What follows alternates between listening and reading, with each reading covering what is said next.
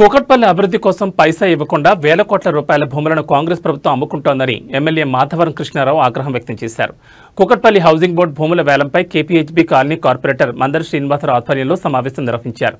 ఈ సందర్భంగా ఎమ్మెల్యే మాధవరం కృష్ణారావు మాట్లాడుతూ కాంగ్రెస్ ప్రభుత్వం అధికారంలోకి వచ్చిన ప్రతిసారి కూకట్పల్లి హౌసింగ్ బోర్డులోని స్థలాలకు వేలంపాటు నిర్వహిస్తూ భూములను అమ్ముకుంటోందని ఎద్దేవా చేశారు.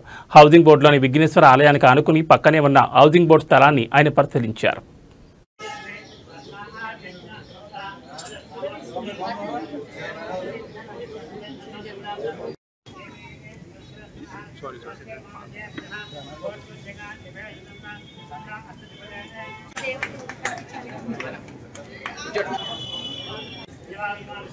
ఈ కాలనీలో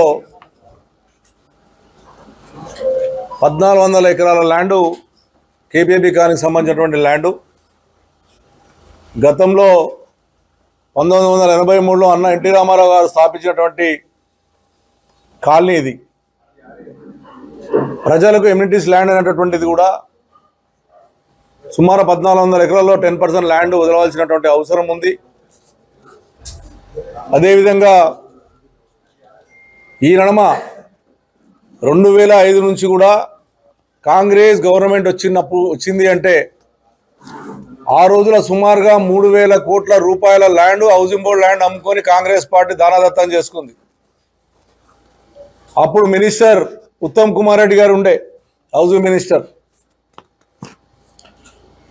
అప్పుడు సుమారుగా 3000 కోట్ల ల్యాండ్లు అమ్మేసి మా హౌసింగ్ బోర్డు ప్రజలకు అన్యాయం చేసినటువంటి పార్టీ కాంగ్రెస్ పార్టీ.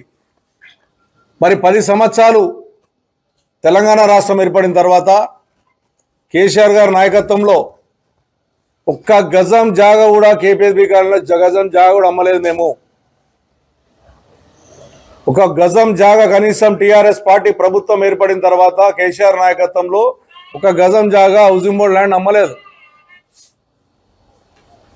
అమ్మేదే కాకుండా ఇదే 9th ఫేజ్లో 2.5 ఎకరాల